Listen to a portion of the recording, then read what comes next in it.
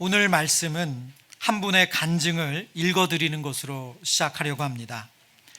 나는 불교 집안에서 태어나 40대까지 불교에 젖어 지냈습니다. 고등학교 시절에는 이왕에 깎은 머리로 절에 들어가 몇 달간 지내기도 했습니다. 당시 그 절의 주지 스님이셨던 분이 아무리 봐도 자네는 제가선사라 하면서 하산사라고 일러주셨습니다. 제가선사란 집에서 불도를 잇는 사람을 말합니다. 당시 짧은 기간이지만 함께 지냈던 분들 가운데 몇 사람은 주지 스님이 되기도 했습니다. 그런 인연으로 지금도 서로 연락하면서 지내는 스님이 있습니다. 그리고 스님들의 치열한 구도적 삶에 대해서는 여전히 본받을 점이 있다고 여깁니다. 특히 선불교는 깊은 명상 속에서 철학적인 성찰을 넘어서는 영적인 엑스터시, 즉 니르바나를 경험할 수 있는 수양법입니다. 그런 내가 예수님을 알고 만나자 예수님을 믿는 일은 일반적인 종교 추구하는 차원이 다른 무엇이라는 사실을 깨닫게 되었습니다. 만일 기독교가 단지 종교에 불과했다면 나는 굳이 불교를 떠나지 않았을 것입니다.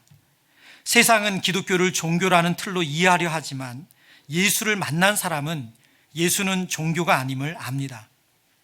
이 간증은 MBC 기자로 25년간 언론인 생활을 한 후에 예수님을 만나고 목회의 길을 걷고 있는 조정민 목사님의 책 왜 예수인가? 라는 책에 나오는 간증입니다.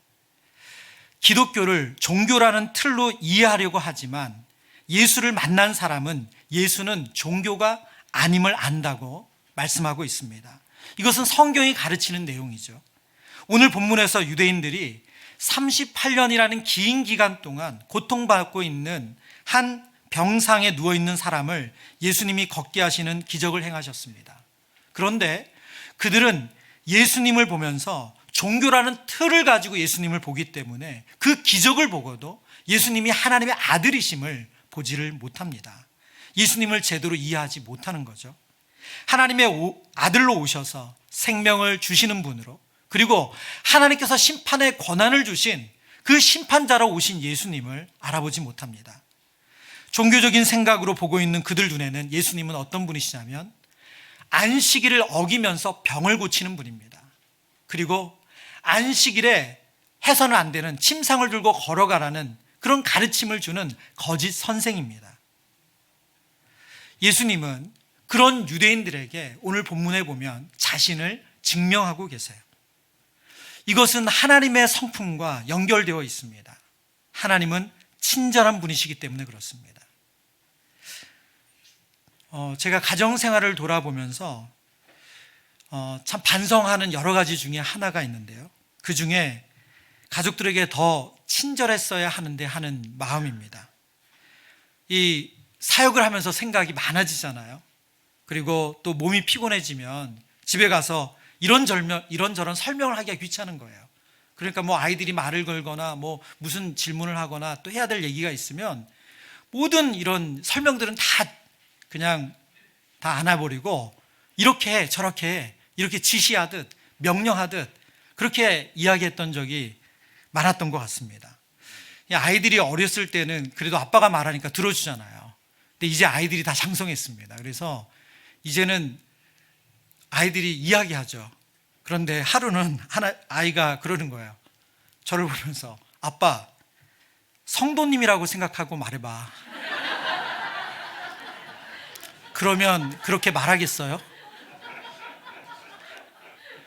아빠, 내가 성도님이라고 생각하고 말해봐. 그러면 그렇게 말하겠어요? 너무 확 와닿더라고요. 여러분, 하나님은 어떤 분이십니까? 하나님은 강압적인 분이 아니세요. 하나님은 창조주시고 온 우주의 주권자이시고 전능하신 분이십니다. 그러나 그 하나님은 강압적으로 말씀하지 않으십니다. 강압적으로 일을 시키는 분이 아니세요. 친절함으로 우리에게 설명하시고 우리를 안내하시는 분이세요. 오늘 본문에서도 예수님은 자신을 유대인들에게 증명시킬 이유가 없으신 분이세요. 왜냐하면 증명하시지 않아도 예수님이 하나님의 아들이신 것은 변함이 없기 때문에 그렇습니다. 그런데 예수님은 유대인들에게 자신을 증명하고 계세요. 설득하고 알려주고 계십니다. 그들이 구원받기를 원하시기 때문이죠. 예수님이 자신을 하나님의 아들로 믿을 수 있는 이유를 첫 번째, 가장 믿을 만한 증언자가 예수님을 증언하신다고 말씀해 주고 있습니다. 예수님을 하나님의 아들로 증언한 첫 번째 인물은 세례 요한입니다. 32절 33절에 예수님께서 이렇게 말씀하시죠. 나를 위하여 증언하시는 이가 따로 있으니 나를 위하여 증언하시는 그 증언이 참인 줄 아노라. 너희가 요한에게 사람을 보내매 요한이 진리에 대하여 증언하였느니라. 요한이 진리에 대하여 증언하였다. 세례 요한은 예수님이 오실 길을 예비하는 자로, 그래서 그의 별명이 광야에 외치는 자의 소리였습니다. 그리고 그는 예수님이 오시는 것을 볼 때 이렇게 말했습니다. 보라, 세상 죄를 지고 가는 하나님의 어린 양이로다. 예수님은 구약의 이사야 선지자가 이야기한 바로 고난받는 종으로 오신 메시아임을 세례 요한은 알아보았고, 그래서 하나님의 아들이라고 증언했어요. 요한복음 1장 33절과 34절에 보면 구체적으로 세례 요한이 어떻게 예수님이 그분이신지를 알아보았는지를 설명하고 있습니다. 33절 34절입니다. 나도 그를 알지 못하였으나 나를 보내어 물로 세례를 베풀라 하신 그이가 나에게 말씀하시되 성령이 내려서 누구 위에든지 머무는 것을 보거든 그가 곧 성령으로 세례를 베푸는 이인 줄 알라 하셨기에 내가 보고 그가 하나님의 아들이심을 증언하였노라. 세례 요한은 예수님이 오실 때 그분 위에 성령이 임하시는 것을 보고 그분이 하나님의 아들이심을 알았습니다. 그리고 예수님이 하나님의 아들이시라는 사실을 증언했습니다. 예수님이 증언자로 세례 요한을 세울 이유는 없었다고 오늘 본문에 말씀하거든요. 왜냐하면 예수님은 사람의 증언이 필요한 분이 아니세요. 그런데 왜 세례 요한의 증언을 유대인들에게 말하는가? 그 이유는 유대인들이 세례 요한을 환호했기 때문입니다. 유대인들이 세례 요한을 믿었기 때문이에요. 그래서 그들이 신뢰하고 믿는 세례 요한이 나를 하나님의 아들이라고 증언하고 있으니 너희가 나를 믿어달라고 예수님이 얘기하시는 거죠. 그들이 구원을 얻기 원하시는 예수님의 마음이 담겨져 있습니다. 예수님을 하나님의 아들로 증언하는 가장 강력한 증언자는 바로 예수님을 보내신 하나님이세요. 오늘 본문에 보면 37절에 예수님께서 이렇게 말씀하시죠. 우리 함께 읽겠습니다. 또한 나를 보내신 아버지께서 위하여 증언하셨느니라.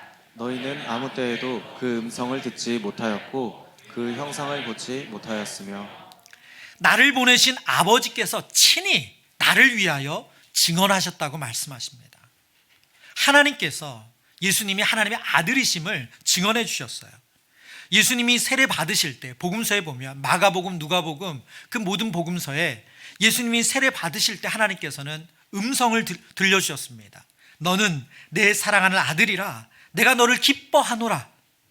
직접 하나님께서 예수님이 그리스도이심을 증언해 주셨습니다. 마태복음 17장에 보면 예수님은 베드로, 야고보, 요한 세 명의 제자를 데리고 높은 산에 올라가셔서 기도하시죠. 근데 그때의 기도는 이전과 좀 달랐습니다. 왜냐하면 예수님의 모습이 놀라운 모습으로 변화됐어요. 신적인 모습으로 변화되는 사건이 일어납니다. 이것을 우리는 변화산 사건이라고 말하죠. 그때 그 세 명의 제자들이 다 듣도록 하나님께서 말씀을 하세요. 이는 내 사랑하는 아들이요 내 기뻐하는 자니 너희는 그의 말을 들으라. 하나님 자신이 친히 예수님이 하나님의 아들이심을 증언해 주셨습니다. 예수님이 하나님의 아들로 믿을 수 있는 두 번째 이유는 예수님이 행하신 일이 예수님을 증언한다는 것입니다. 36절의 말씀인데요. 내게는 요한의 증거보다 더 큰 증거가 있으니 아버지께서 내게 주사 이루게 하시는 역사 곧 내가 하는 그 역사가 아버지께서 나를 보내신 것을 나를 위하여 증언하는 것이요. 지금 요한보다 더 큰 증거가 있다고 예수님 말씀하세요. 그 증거가 뭐냐? 바로 하나님께서 예수님을 보내셔서 예수님이 이 땅 가운데 행하신 일, 그 일을 오늘 성경이 역사라고 표현했거든요. 그 일이 예수님이 하나님의 아들이심을 보여준다는 거예요. 예를 들면 우리가 다음 주에 살필 본문인데요.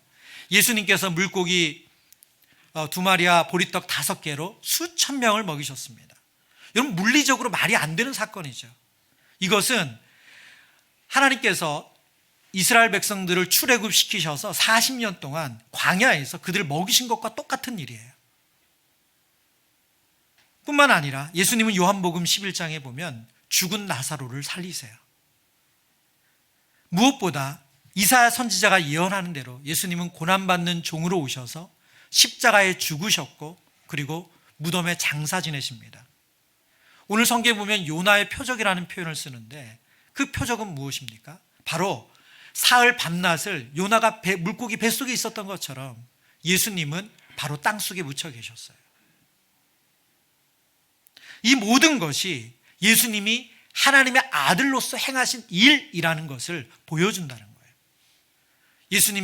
예수님을 하나님의 아들로 믿어야 되는 이유가 무엇이냐?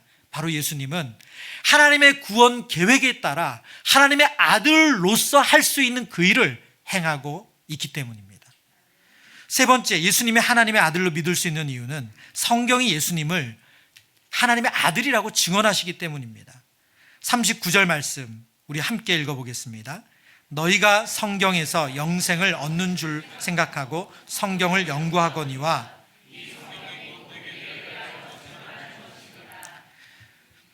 유대인들은 영생을 얻기 위해서 성경을 읽었습니다.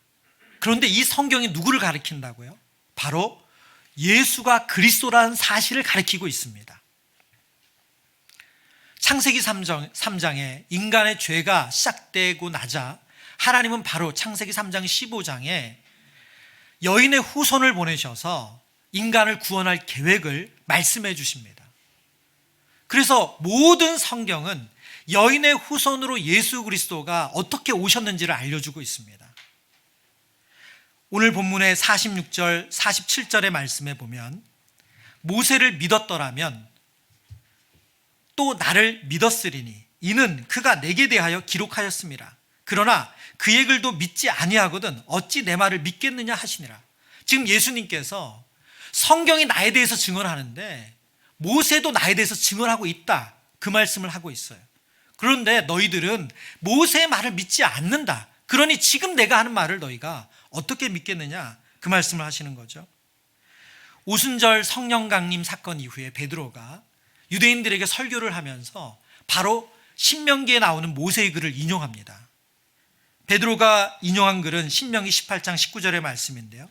내가 그들의 형제 중에 너와 같은 선지자 하나를 그들을 위하여 너희 가운데 일으키고 내 말을 그의 입에 두리니, 이 말씀을 인용하면서 바로 하나님께서 세우신다고 하신 그 선지자가 바로 예수 그리스도이심을 말씀하죠. 요한복음에 보면 바로 빌립이 나다나엘을 전도할 때 똑같은 내용을 사용하고 있습니다. 요한복음 1장 45절의 말씀, 빌립이 나다나엘을 찾아 이르되 모세가 율법에 기록하였고 여러 선지자가 기록한 그 일을 우리가 만났으니 요셉의 아들 나사렛 예수니라. 지금 빌립이 나다나엘에게 전도하면서 뭐라고 말합니까? 모세가 율법에 기록하였고 여러 선지자가 기록한 그 일을 우리가 만났다. 예수님은 성경에서 말씀하시는 그분이라는 거예요. 하나님께서 구원하시기 위해서 보내주신다고 말한 그 선지자이고 그분이라고 지금 말씀하고 있습니다. 모든 성경은 이처럼 예수가 우리를 구원할 유일한 분이심을 말씀해주고 있습니다. 여러분, 그렇다고 한다면 유대인들은 왜 분명한 증거들이 있음에도 불구하고 예수님을 영접하지 않을까요? 왜 예수님을 믿지 않을까요? 누구보다 말씀에 정통한 사람들이 유대인들이잖아요.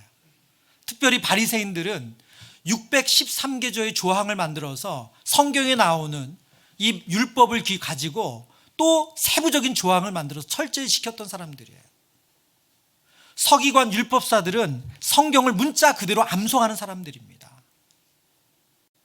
그런데 왜 그들은 이 성경이 예수 그리스도를 가리키고 있는데 그 예수님을 믿지 못하고 영접하지 않을까요? 예수님께서 그런 그들을 진단하셨어요. 38절에 이렇게 말씀하십니다. 같이 읽습니다. 그 말씀이 너희 속에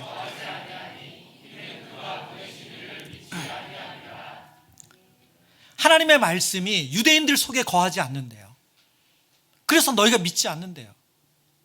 여러분, 율법사와 서기관 그리고 종교 지도자들 입장에서 이 말씀은 더 황당한 얘기 아닙니까? 더 억울한 얘기 아니에요? 지금도 이 이슬람 대학에서는 모세의 오경을 아주 중요하게 여기거든요. 그래서 이슬람 대학의 입학 시험이 모세 오경을 그대로 암송하는 거예요. 여러분, 당시 율법사와 서기관들은 말씀을 그대로 암송하는 사람들입니다. 그럼 그들에게 그 말씀이 너희 속에 거하지 않기 때문에 하나님이 보내신 나를 믿지 않는 거라는 이 예수님의 진단이 어떻게 들렸을까요? 왜 예수님은 그들 속에 말씀이 없다고 말씀하셨을까요? 이 예수님의 진단은 구약의 이사야 선지자를 통해서 하나님이 하신 진단과 같아요. 이사야 선지자 6장 9절입니다. 여호와께서 이르시되 가서 이 백성에게 이르기를 너희가 듣기는 들어도 깨닫지 못할 것이요 보기는 보아도 알지 못하리라. 이스라엘 백성들이 하나님을 떠나서 이방신을 섬기다가 결국 심판을 받는데 지금 그들을 향해서 하나님은 어떻게 진단하십니까? 듣기는 들어도 깨닫지 못하고 보기는 보아도 알지 못한다고 말씀하세요. 왜 그들이 말씀을 잘잘잘 꿰고 있는데 그 말씀을 깨닫지 못하고 선지자를 통해서 하나님의 놀라운 일들이 벌어지는데 그것이 하나님께서 하신 일이라는 것, 그리고 그 의미를 깨닫지 못할까요? 예수님은 그들에게 가장 중요한 문제를 이어서 말씀해 주세요. 바로 43절, 44절입니다. 나는 내 아버지의 이름으로 왔음에 너희가 영접하지 아니하나 만일 다른 사람이 자기 이름으로 오면 영접하리라. 너희가 서로 영광을 취하고 유일하신 하나님께로부터 오는 영광은 구하지 아니하니 어찌 나를 믿을 수 있느냐. 지금 예수님의 설명을 조금 더 풀어 설명하면 이렇습니다. 나는 내 아버지의 이름으로 왔다. 무슨 말이에요? 구약에 예언한 대로 예수님은 오셨다는 거예요. 이사야 선지자의 구약의 예언을 보면 예수님은 고난받는 종으로 오셨어요. 도살장에 끌려가는 양처럼 오셨어요. 그러니 예수님은 화려하지 않습니다. 예수님은 들레지 않아요. 예수님은 구약에 예언한 그대로 도살장에 끌려가는 유월절 양으로 오셔서 십자가에 죽으시러 오신 거예요. 그런데 유대인들은 그 성경에 예언하신, 하나님이 예언하신 하나님의 이름으로 온 그 예수님을 메시아로 기대하는 것이 아니라 이스라엘의 가장 영광스러운 때 다윗처럼 다스렸던 그런 왕으로 오실 예수 그리스도를 기대하고 있었어요. 만일 다른 사람이 자기 이름으로 오면 영접하리라. 이 예수님의 말씀은 더 그럴싸하게, 더 화려하게, 더 강한 군주의 모습으로 왔다면 너희가 나를 받아줬을 것이라는 거예요. 레스니 유 비긴이라는 학자가 이 본문을 이렇게 설명합니다. 사람이 다른 이들 눈에 중요한 인물이 되려고 애쓰는 한 참된 영광은 오직 완전히 자기를 비우는 데 있음을 깨닫지 못한다. 예수님의 아버지의 영광을 완벽하게 드러내시는 이유는 바로 그분이 자기를 위하여 아무것도 구하시지 않기 때문이다. 그분은 만유의 주님이시기 때문에 종이시기도 하다. 사실 그들의 마음속에는 하나님의 사랑이 없다. 그들로 하여금 스스로 의를 주장하고 서로 영광을 받게끔 부추기는 핵심 요인은 자기 사랑이다.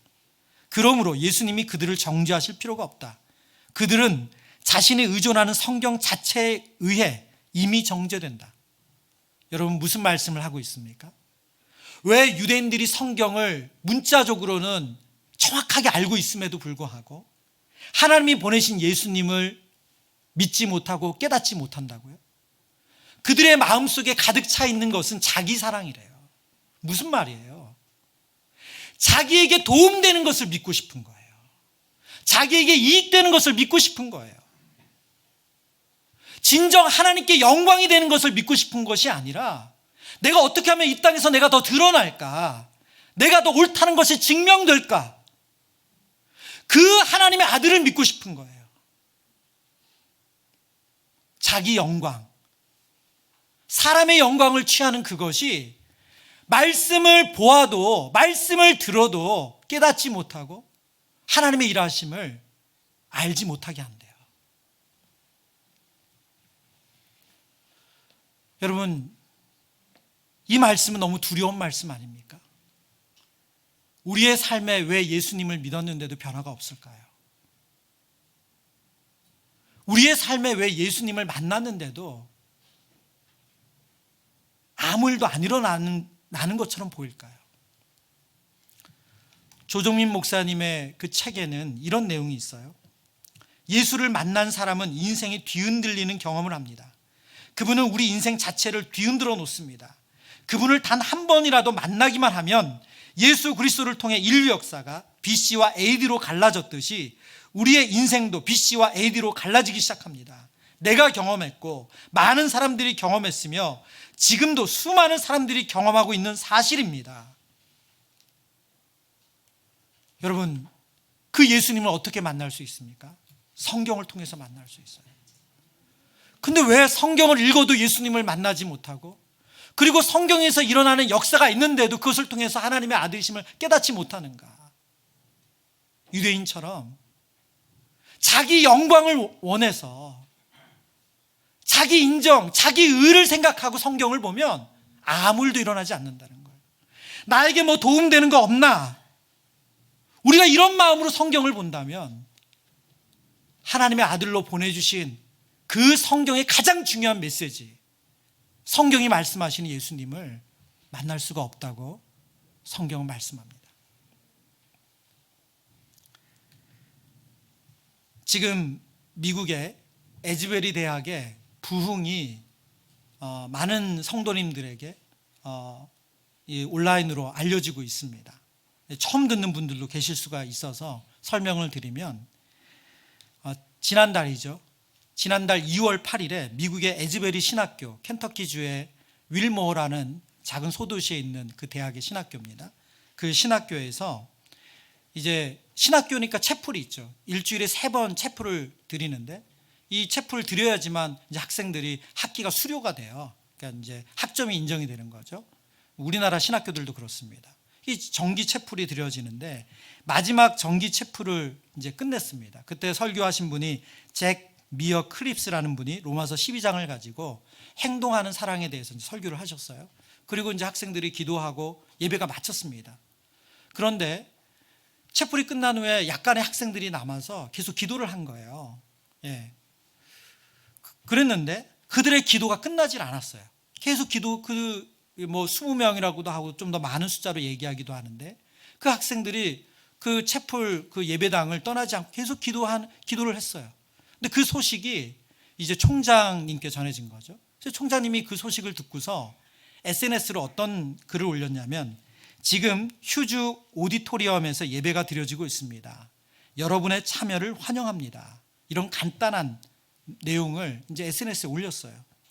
근데 이 소식을 이제 전달받은 학생들이 기숙사로 돌아갔다가 강의실로 갔다가 다시 이 예배당으로 모여서 함께 기도를 한 거예요. 근데 놀랍게도 그 기도와 예배와 찬양이 그날 끝나질 않았어요. 2월 8일에 시작한 그 예배가 2월 9일까지 이어졌어요. 밤새서. 더 놀라운 일이잖아요.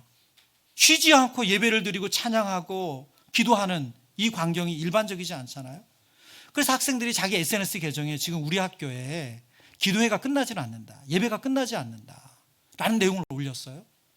그러니까 더 많은 학생들과 주변의 주민들이 그 예배당에 함께 기도하러 온 거예요. 이것이 2012일 이어졌어요. 3일째가 됐죠. 그때부터 학교의 사람들이 쉬지 않고 기도하니까 이제 커피를 주는 사람들이 생겨나고 그랬다고 해요. 근데 이것이 계속 되어진 거예요. 이 예배가, 공식적인 이 예배가 멈추지 않고 언제까지 드려졌냐면 2월 24일까지 드려졌어요. 2월 24일은 미국의 모든 기독교 대학들이 캠퍼스를 위해서 기도하는 날로 정한 날이에요. 2월 24일이. 그날로 이 예배를, 공식적인 예배를 마치겠다고 총장님이 선언을 한 거예요. 그런데 이제 미국의 유명한 그 기독교 방송국 앵커가 이 내용을 전하면서 이제 총장님께 쓴소리를 하나 했더라고요. 이제 왜 이걸 멈추게 됐냐면 이 윌모라는 도시는 6천 명 정도가 사는 소도시예요. 그런데 학생들은 한 1,600명에서 1,800명 정도 된다고 해요. 그러니까 학생의 비중이 크겠죠. 그런데 이 소도시에 이 2, 3주간 이어지는 예배 때문에 방문한 숫자가 뭐 적게는 5만 명이고 많게는 7만 명이래요. 사람들이 예배당에 들어가서 기도하겠다고 기다리는 줄이 3,000명 정도가 된대요. 그러니까 윌모 이 학교에 있는 모든 강당을 열어서 예배를 드리고 기도할 수 있도록 하는데도 수용이 안 되는 거예요. 안전의 문제, 여러 문제가 생기니까 총장님은 이제 공식적인 체포를 여기서 멈춥니다라고 한 거죠. 그랬더니 그 유명한 기독교 방송의 앵커가 그런 거예요. 이제 마지막 이 뉴스를 전하면서 총장님께 한마디 하시더라고요. 총장이 예배를 멈출 수 있지만 성령의 부흥은 막을 수 없다. 그러면서 이제 한 말씀 하시고 이제 끝났어요. 놀라운 것은 오늘 우리 3월 5일이죠. 지금도 에즈버리 대학에서는 예배가 드려지고 있습니다.